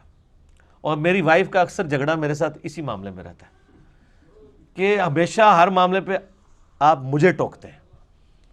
میں نے کہا اس لیے کہ میں تو انصاف کی بات کروں گا. حالانکہ ہمیشہ کہ وہ چند ایک موقعوں پہ ہوتا ہے، جو 100 جگہ پہ سپورٹ کی ہوتی ہے صحیح بات پہ، پھر بھول جاتی ہے نا. 1-2 باتوں میں کہا جاتا ہے کہ یہ تم نے زیادتی کی ہے فلاں بندے کے بارے میں کامنٹس کر کے یا فلاں بندے کے بارے میں کہہ کے. تو ہم سے کوئی بندہ فیور نہ اس حوالے سے چاہے. اور یہی معاملہ دین کے اندر بھی ہے. آپ دیکھیں ہم کسی بھی مولوی کو، کسی بھی فرقے کو کوئی فیور دینے کے لیے تیار نہیں ہے. اسی لیے آپ دیکھ لیں لیکچرز میرے اپلوڈ ہوتے ہیں نا، تو ایک لیکچر کے نیچے بعض لوگوں نے گالیاں لکھی ہوتی ہیں، بعض نے تعریفی کلمات. اور جب دوسرا لیکچر ان کے مطلب کا اپلوڈ ہوتا ہے تو جنہوں نے گالیاں لکھی ہوتی ہیں وہ کہتے ہیں آج تو انہیں گال صحیح کی تھی ہے، آج بات اس نے ٹھیک کی ہے. اور جنہوں نے ادھر تعریف کی ہوتی ہے وہ کہتے ہیں آج لگتا ہے کہ تھوڑا تھڑک گیا. وہ تھڑکا نہیں ہوتا، تسی تھڑکے ہو. یعنی کوئی بات سنیوں کی فیور کی ہو جائے گی، سنی کہیں گے جی ماشاءاللہ، شیعہ کہیں گے جی آج یہ ہٹ گئے. اور جب کوئی شیعہ کی فیور کی بات ہوگی تو وہ کہیں گے جناب یہ سنی، کہیں گے تو یہ تو آج ان کے ساتھ لگ گیا، ہم سے ہٹ گیا. ہم کسی کے ساتھ نہیں لگے ہوئے سر. اور کنوں کاٹ لو، بلکہ ایک کنا جو تُویں کاٹ لو اپنے. یہ کسی کے ساتھ کوئی فیور والا معاملہ نہیں ہے. قائم بالقسط رہنے کا تقاضا یہ ہے کہ آپ کسی کو کوئی فیور نہ دیں. ما اصاب من مصیبت الا باذن اللہ، کوئی بھی مصیبت نہیں آتی تمہاری جان کے اوپر مگر اللہ کے اذن سے. یہ اللہ تعالیٰ نے ایک کیٹاگوریکل یونیورسل ٹروتھ بتا دیا ہے کہ مصیبت آئے گی، یہ تو ہو ہی نہیں سکتا کہ میں تمہیں آزماؤں نہ. آزمانے کے بعد ہی تو پتہ چلنا ہے کہ کون میرا ہے اور کون میرا نہیں ہے. وَلَنَبْلُوَنَّكُمْ بِشَيْءٍ مِّنَ الْخَوْفِ وَالْجُوعِ وَنَقْصٍ مِّنَ الْأَمْوَالِ وَالْأَنفُسِ وَالثَّمَرَاتِ، ضرور آزمائیں گے تھوڑے سے خوف سے، جان اور مال میں نقصان کے ذریعے، پھر دیکھیں گے کون صبر کرنے والا ہے. وَمَن يُؤْمِن بِاللَّهِ، تو دیکھو جو کوئی اللہ پر ایمان لاتا ہے، یہدی قلبہ، اسے چاہیے کہ وہ اللہ کی طرف رجوع لائے. اللہ تعالیٰ اس کے دل کو ہدایت کے اوپر پھر مائل کر دیتا ہے. جب کوئی تکلیف آتی ہے تو وہ پھر صبر کر ہی لیتا ہے. واللہ بکل شیء علیم، اللہ تعالیٰ نے ہر چیز کو اپنے علم سے احاطہ کیے ہوئے ہے. اللہ وَأَطِیعُوا اللَّهَ وَأَطِیعُوا الرَّسُولَ، اور اطاعت کرو اللہ کی اور اس کے رسول کی. فَإِن تَوَلَّیْتُمْ، اور دیکھو اگر تم نے روگردانی کی، فَإِنَّمَا عَلَىٰ رَسُولِنَا الْبَلَاغُ الْمُبِینُ، تو ہمارے رسول کے ذمے سوائے پہنچا دینے کے کچھ بھی نہیں ہے. بغاوت کرو گے پیغمبر کا کوئی نقصان نہیں ہوگا، اپنا نقصان کرو گے. پیغمبر کا کام تھا پہنچا دینا، اب تمہاری مرضی ہے کہ چاہے وہ تم ہدایت کا راستہ اختیار کرو چاہے گمراہی کا. اللہ لا الہ الا ہو، اللہ ہی ہے کہ جس کے سوا کوئی معبود نہیں. وعلی اللہ فلیتوکل المؤمنون، تو اہل ایمان کو چاہیے اسی کے اوپر توکل کرے، اسی معبود کے اوپر توکل کرے. یا ایھا الذین آمنوا، اے ایمان والو، ان من ازواجکم و اولادکم عدوا لکم. اللہ اکبر، تمہاری بیویوں اور تمہاری اولاد میں تمہارے دشمن چھپے ہوئے ہیں. فاحذروہم، ان سے ہوشیار رہو. بیوی اور اولاد دشمن کیسے ہے؟ کہ بیوی اور اولاد کی ناجائز خواہشات کو پورا کرنے کے چکر میں وہ تمہاری آخرت ہمیشہ کی ناکامیاں تمہارے لیے مقدر کر رہے ہیں. یعنی کئی لوگ ہیں، مطلب میرے اپنے جاننے والے ایسے لوگ ہیں جو خود منہ سے بول کے کہتے ہیں کہ جی ہم نے تو، یعنی میری وائف نے مجھے بتایا کہ جی وہ فلاں عورت تو کہتی ہے کہ ہم نے تو اپنے خاوند کو بتایا چاہے حرام کما چاہے حلال کما، ہماری ضرورتیں پوری کر. تو ایسے خاوند تو وہ وہی کہہ رہے ہوتے ہیں جی رزق حلال کمانا بھی تو عبادت ہے نا. یہ جتنے رزق حلال کمانا کہہ رہے ہوتے ہیں نا، اکثر حرام ہی کما رہے ہوتے ہیں اور عبادت بھی کہہ رہے ہوتے ہیں اسے. کہتا ہے یہ بھی تو عبادت ہے نا جی. تو اللہ ہمارا تمہاری بیویوں اور اولاد میں دشمن چھپے ہیں. یعنی بیوی اور اولاد کی محبت انسان کو، بیویوں اور اولاد کی محبت انسان کو اللہ سے غافل نہ کر دے. یعنی وہ فتنہ ہے، آزمائش ہے. عربی والا فتنہ ہے، پنجابی والا نہیں، آزمائش ہے. اس آزمائش میں تم نے ظاہر ٹیسٹ تو اسی طریقے سے ہی ہونا ہے نا. اب ان کو چھوڑ کے بھی تو نہیں جا سکتے نا. وہ غامدی صاحب اکثر کہتے ہیں نا کہ یہ تو اسی طریقے سے ہے کہ کسی کو کمرہ امتحان میں بٹھائیں اور وہ پیپر دیے بغیر ہی کمرہ امتحان چھوڑ کے بھاگ جائے تو فیل ہوگا. تو اس طرح آپ نے رہنا تو بچوں کے ساتھ ہی ہے نا، ان کو چھوڑ کے تو نہیں جانا، فیل ہی ہو جائیں گے نا.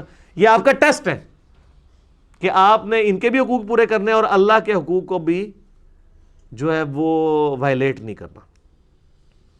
وَإِن تَعْفُوا، اگر تم عفو درگزر سے کام لوگے، وَتَصْفَحُوا وَتَغْفِرُوا فَإِنَّ اللَّهَ غَفُورٌ رَحِيمٌ، اور ڈھیل سے کام لو اور بخش دو تو بے شک اللہ تعالیٰ بھی بخشنے والا مہربان ہے.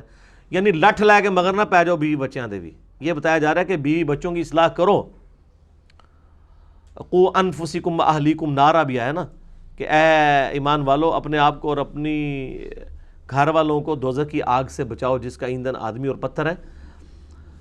اللہ تعالیٰ یعنی یہاں پہ فرما رہا ہے کہ تم اپنے بیوی بچوں کے ساتھ عفو درگزر والا معاملہ کرو، ڈھیل والا بھی کرو اور کبھی کبھار ان کو معاف بھی کر دیا کرو. بے شک اللہ تعالیٰ بخشنے والا مہربان ہے. قیامت مضمر ہے جی اس آیت کے اندر. یہ بعض جو پرورٹڈ قسم کی نیچر کے لوگ ہوتے ہیں نا مذہبی، وہ ہر ٹائم ڈنڈا اٹھا کے بھی بچوں کے سر کے اوپر رہتے ہیں ان کو نیک بنانے کی فکر میں. ہر معاملے میں ہر وقت آپ کسی کے ساتھ زبردستی نہیں کر سکتے. بعض اوقات آپ کا کام ہے کہ آپ کسی کی غلطی دیکھیں نا تو اس کو سنی انسنی کر دیں. ہمارے اندر بھی کئی خامیاں موجود ہیں. تو اگر ہمارے بیوی بچوں میں کسی معاملے میں کوئی خامی آئے، ایک دو دفعہ سمجھایا، پھر اس کے باوجود انہوں نے کیا، ایک دو دفعہ آپ اگنور بھی کرتے ہیں. اگر آپ بالکل ہر وقت تیار بیٹھے ہوں گے کیمرہ لگا کے، پھر نیگیٹو سائیکالوجی ڈیولپ ہو جائے گی. اور یہی اللہ تعالیٰ فرما رہا ہے کہ بیویاں اور اولاد تمہارے دشمن ہیں اس میں چھپے ہوئے، لیکن عفو درگزر کرو، ڈھیل بھی دیا کرو اور کبھی کبھار معاف بھی کر دیا کرو. دیکھو اللہ بھی تو بخشنے والا مہربان ہے نا. دعوت و تبلیغ کا کام کرنا ہے لیکن لٹھ لے کے مگر نہیں ہونا, ڈنڈا چک کے نہیں پیچھے پڑ جانا آپ نے, اور یہ معاملہ کرنا چاہیے. میں خود بھی اپنے بچوں کے ساتھ کسی بات سے ان کو منع کرتا ہوں نا, تو کبھی ان کو پھر میں ان کی پٹائی بھی کرتا ہوں, اور کبھی وہی بات کرتے ہوئے دیکھ بھی لوں نا تو میں صرف نظر کرتا ہوں, لیکن صرف نظر کرتے ہوئے یہ بھی ان کو ریلائز کر دیتا ہوں, کروا دیتا ہوں کہ میں نے دیکھا ہے لیکن اس دفعہ چھوڑ دیا, تو یہ پھر ڈیٹرنس ہو جاتی ہے. یعنی بڑے ٹیکنیکل طریقے سے معاملات کو لے کے چلنا, اور یہ کچھ میں اپنے اکیڈمی کے بھائیوں کے ساتھ بھی کرتا ہوں, یہ بھی مجھے بہت تنگ کرتے ہیں, تو کبھی تو بہت کھچائی کرتا ہوں اور کبھی درگزر بھی کر دیتا ہوں. مینیجریل پوائنٹ آف ویو سے یہ چیزیں کرنا ضروری ہوتی ہیں, ہر وقت ہر چیز کی بال کی کھال نہیں اتارنی ہوتی, ادروائز آپ معاملات کو لے کے نہیں چل سکتے. بعض اوقات آپ نے ڈائریکٹلی بھی کسی کی اصلاح کرنی ہوتی ہے, بعض اوقات انڈائریکٹلی بھی کرنی ہوتی ہے, اور بعض اوقات اس معاملے کو صرف نظر بھی کر دینا. لیکن اس کے لیے آپ کو انالیسس کرنا چاہیے کہ اس وقت اس چیز کی کتنی امپورٹنس ہے. کیا اس طرح کے معاملات میں مجھے ڈھیل دینے سے میرے معاملات چل جائیں گے, دعوت کو کوئی نقصان تو نہیں ہوگا, تو ٹھیک ہے. اب بعض اوقات ہمیں کریٹیکلی ایک چیزیں چاہیے ہوتی ہیں کہ یار یہ میں فرانس سے کہتا ہوں یار یہ کلپ تو آج اپلوڈ ہونا, جیسے ابھی یہ 22 رجب کے کنڈے آئے تھے تو میں نے اس کو فون کر کے کہا کہ بھئی یہ تو میں نے آج رات کو کرنا ہی کرنا ہے. کئی بار میں اس کو کہتا ہوں 2-3 دن لیٹ بھی ہو جاتا ہے, مجھے پتہ ہے کوئی فرق نہیں پڑتا, تو ڈیل والا معاملہ بھی ہو جاتا ہے. لیکن جب جہاں پہ نہیں ہوتا وہاں پہ پھر کھچائی والا معاملہ بھی ہوتا ہے کہ یار یہ تو اس کے اوپر تو ڈیلے ہم برداشت نہیں کر سکتے. اسی طرح عثمان بھائی کے ساتھ بھی ہو جاتا ہے. میں نے کبھی نہیں ان کو پوچھا سموسے لیٹ کیوں ہے, کیونکہ ہونے نہیں دیتے. مجھے پتہ ہے مجھ سے زیادہ کانشیس ہوتے ہیں. اپنے مطلب کی چیزیں نہیں انسان لیٹ ہونے دیتا. مطلب تو ہے کہ وہ میرے والے مطلب والی چیز ہے کہ جی بھئی ابھی میں نے یہ بات بتائی تھی یار, یہ وہ ٹینکی چیک کی تھی, پانی بھرا ہوا تھا کہ نہیں, بندے وضو کر رہے ہیں تو پانی ختم ہو گیا, تو پھر کیا کریں گے. تو اس طرح کے معاملات کے اوپر نا آپ کو بعض اوقات ڈھیل دینی پڑتی ہے, بعض اوقات کھچائی کرنی پڑتی ہے, بعض اوقات بالکل سنی کرنی پڑتی ہے, تب آپ معاملات کو لے کے چل سکتے ہیں. یہی رول ایک یعنی مینیجر کا ہے, اور یہی رول ایک گھر میں ایک باپ کی حیثیت سے آپ کو کرنا ہے. انما اموالکم واولادکم فتنہ, تمہاری مال اور اولاد تمہارے لیے فتنہ ہے, اس کے سوا کچھ نہیں ہے. فتنہ یہ پنجابی والا نہیں سر, یہ سمجھیے گا, فتنہ کا مطلب ہے آزمائش, کہ اس سے جان نہیں چھڑا سکتے. مال کے ذریعے اللہ آزمائے گا, کسی کو دے کے آزمائے گا کہ میری راہ میں خرچ کرتا ہے یا نہیں, اور کسی سے لے کے آزمائے گا کہ وہ صبر کرتا ہے کہ نہیں. اور اولاد بھی آزمائش ہے, کسی کی اولاد تابع فرمان ہوگی وہ بھی اس کے لیے ایک نعمت تو ہے, اور اگر نافرمان ہو جاتی ہے تو وہ اس کے لیے آزمائش بن جائے گی. اور اس اعتبار سے تو آزمائش ہے کہ اس کا آپ نے نان و نفقہ پورا کرنا ہے, ٹھیک ہے, رہائش کا بندوبست کھانے پینے کا کرنا ہے, اس اعتبار سے آزمائش ہے. یہ فتنہ عربی والا ہے. واللہ عنہ اجر عظیم, اور اللہ کے ہاں بہت بڑا اجر ہے تمہارے لیے. یعنی اسی آزمائش میں کامیاب ہوگے تو اجر ملے گا. یعنی جو بیوی بچوں کی پرورش صحیح کرے گا وہی اجر پائے گا, اس سے جان نہیں چھڑا سکتے آپ. وہ بخاری مسلم کی بڑی مشہور حدیث ہے نا, 3 اصحاب نبی علیہ السلام کی غیر موجودگی میں آئے, حضور نہیں تھے, تو بیویوں سے پردے میں بات کی کہ نبی علیہ السلام کتنے روزے رکھتے ہیں, کتنی نماز پڑھتے ہیں. تو وہ اس میں الفاظ ہیں حدیث کے کہ انہوں نے نبی علیہ السلام کی عبادت کو ہلکا جانا. پھر انہوں نے آپس میں کہا یار حضور کو تو زیادہ پھر نمازیں پڑھنے کی ویسے بھی ضرورت تو کوئی نہیں نا, بخشائے ہیں. تو ایک نے کہا کہ میں روزانہ پوری رات نماز پڑھا کروں گا, سوؤں گا ہی نہیں. دوسرے نے کہا میں روزانہ روزہ رکھوں گا. تیسرے نے کہا کہ یار میں شادی نہیں کروں گا, بیوی بچوں کا جھنجٹ پالنا, اس کی بجائے میں اللہ علیہ پوری زندگی کروں گا. یہ بات کر کے وہاں سے چلے گئے, اور نبی علیہ السلام جب شام کو تشریف لائے تو آپ کے گھر والوں نے آپ کو بتایا کہ اس طرح آپ کے 3 بڑے لاڈلے چہیتے آئے تھے, تو وہ جاتے جاتے یہ ماشاءاللہ نیتیں فرما کے گئے ہیں, مدنی نیتیں. تو نبی علیہ السلام نے فرمایا کہ بلاؤ ان کو, تینوں کو بلوایا گیا. یہ حدیث بخاری میں بھی ہے, مسلم میں بھی ہے, نکاح والے چیپٹر کے اندر. آپ نے فرمایا اللہ کی قسم میں تم سے زیادہ اللہ کا تقوی رکھتا ہوں, زیادہ نیکوکار ہوں, اور میں رات کو اٹھ کو نفلی عبادت کرتا بھی ہوں اور رات کو سوتا بھی ہوں, اور میں روزانہ روزہ نہیں رکھتا, کبھی رکھ لیتا ہوں کبھی چھوڑ دیتا ہوں, اور میں نے اتنی بیویاں کی ہوئی ہیں. النکاح سنتی فمن رغب عن سنتی فلیس منی, نکاح میری سنت ہے, جس نے میری سنت سے اعراض کیا اس کا مجھ سے کوئی تعلق نہیں ہے. یعنی اسلام جو ہے وہ سوشل سسٹم کو، عائلی نظام کو، خاندانی نظام کو سپورٹ کرتا ہے. روزانہ نماز نہیں پڑھنی، رات پوری جاگ کے صرف فرض ہی پورے کرنے ہیں، نفلی بات جس کی مرضی کر لے، جس کی مرضی نہ کرے. روزانہ روزہ نہیں رکھنا، سال میں صرف رمضان کے روزے فرض ہیں، باقی نفلی روزے کو رکھنا چاہتا رکھ لے، نہیں رکھنا چاہتا نہ رکھے. اور شادی نکاح کرنا یہ سنت ہے. اسی میں آزمائش ہے، اور اللہ تعالیٰ فرما رہا ہے یہ فتنہ ہے، آزمائش ہے، اور اسی کے بعد اجر ملنے والا ہے.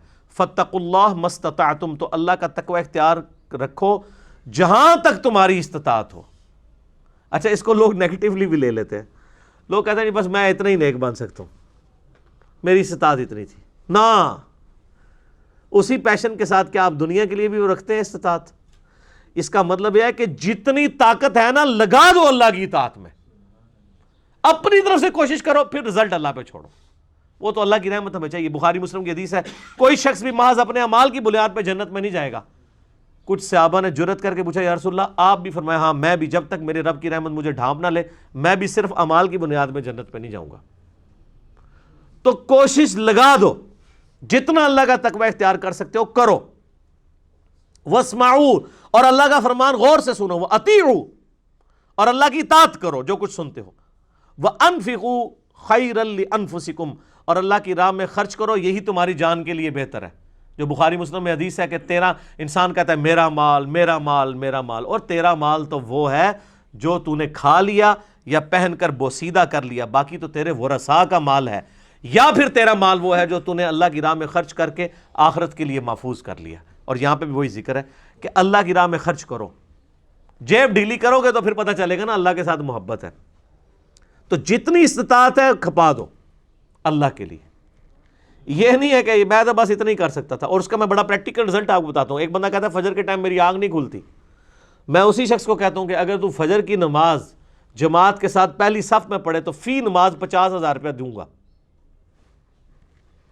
ایک نماز کے بدلے. دنیا کے سارے شیطان مل کے اس کی فجر کی نماز نہیں چھڑوا سکتے.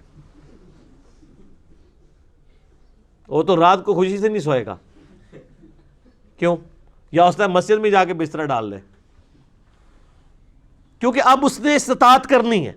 اس لیول کی استطاعت اگر آپ کریں گے نا اللہ کے لیے، اللہ تعالیٰ وہ ڈیمانڈ کر رہا ہے فاتقوا اللہ، اللہ کا تقوی اختیار کرو مستطاعتم، جتنی تمہاری کوشش ہو سکے، جو کر سکتے ہو وہ کرو، اس لیول تک اترو. واسمعوا، اور غور سے سنا کرو. واطیعوا، اللہ کی اطاعت کرو. وانفقوا خیرا لانفسکم، تمہارے لیے بہتری اسی میں ہے کہ اللہ کی راہ میں مال خرچ کرو. ومن یوق شح نفسہ، جو کوئی نفس کے لالچ سے بچا لیا گیا، فاولئک هم المفلحون، ایسے ہی لوگ ہیں فلاح پانے والے. یہ بہت بڑا یونیورسل ٹروتھ ہے. ومن یوق شح نفسہ فاولئک هم المفلحون، جو نفس کے لالچ سے بچا لیا گیا وہ کامیاب ہو گیا. نفس کا لالچ، جان مال ہر چیز اس کے اندر آ جاتی، نفس کے لیے انسان کر رہا ہوتا ہے. اللہ تعالیٰ ہمارا سب سے بڑا کامیاب شخص وہ ہے جو نفس کے لالچ سے بچا لیا جائے. اسی سے لوگ باہر نہیں نکل پاتے. ان تقرضوا اللہ قرضا حسنا، اگر تم اللہ کو قرض حسنا دو گے. کیا قدر شناس ہے اللہ. مال دیتا ہے، اس کے بعد جب مال آپ سے مانگتا ہے تو کہتا ہے مجھے ادھار دو. حالانکہ انسان کو تو کہنا چاہیے اللہ ہے ہی تیرا، لیکن اللہ تعالیٰ کہنا نہیں، میں ادھار سمجھ رہا ہوں، اور میں کیا کروں گا، یضاعف لکم، میں کئی گنا بڑھا کر تمہیں لوٹاؤں گا. وَيَغْفِرْ لَكُمْ، اور تمہیں بخش بھی دوں گا. وَاللَّهُ شَكُورٌ حَلِيمٌ، اللہ تعالیٰ قدردان بھی ہے اور حلم والا بھی ہے. ہائے ہائے ہائے، یہ اللہ ہی ہے جو قدر کرتا ہے انسان کی. سورۃ البقرہ میں آتا ہے تم اگر اللہ کی راہ میں ایک حصہ خرچ کرو گے تو 700 گنا کر کے اللہ تعالیٰ تمہیں لوٹائے گا. اتنی قدر شناسی کرتا ہے. دنیا کا کوئی مال آپ کو یہ نفع دے سکتا ہے کہ ایک کے بدلے 700، جبکہ مال بھی آپ نے ادھار اٹھایا ہو اسی سے جو آپ کو 700 دے رہا ہو. اور اللہ تعالیٰ ہمارے مجھے مال دو، قرض دے دو، یہ میرے پہ قرض ہے اور میں اسے لوٹاؤں گا آخرت میں، حالانکہ دیے ہوئے اس کا تھا. تو یہ اللہ تعالیٰ کی قدر شناسی ہے. اور حلیم بھی ہے. حلم یہ ہے کہ وہ برداشت کرتا ہے، جو اللہ کی راہ میں خرچ نہیں کرتے ہیں ان کو پھر بھی روٹی کھلاتا رہتا ہے، جو اللہ کے نافرمان ہیں ان کو بھی دیتا رہتا ہے. عالم الغیب والشہادہ، وہی جاننے والا ہے چھپی ہوئی چیزوں کا بھی اور ظاہر چیزوں کا بھی. العزیز الحکیم، وہ غالب ہے اور حکمت والا ہے.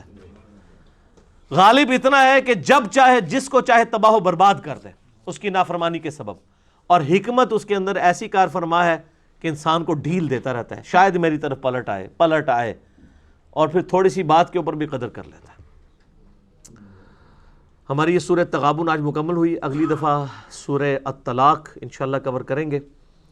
اللہ تعالیٰ سے دعا ہے جو حق بات میں نے کہی اللہ تعالیٰ ہمارے دلوں میں راسخ فرمائے، اگر جذبات میں میرے منہ سے کوئی غلط بات نکل گئی اللہ تعالیٰ ہمارے دلوں سے معاف کر دے، ہمیں کتاب و سنت کی تعلیمات پر عمل کر کے دوسرے بھائیوں تک پہنچانے کی توفیق عطا فرمائے۔ اللہم صلی علی محمد وعلی آل محمد کما صلیت علی ابراہیم وعلی آل ابراہیم انک حمید مجید، اللہم بارک علی محمد وعلی آل محمد کما بارکت علی ابراہیم وعلی آل ابراہیم انک حمید مجید، سبحانک اللہم وبحمدک اشہد ان لا الہ الا انت استغفرک واتوب الیک وما علینا الا البلاغ المبین۔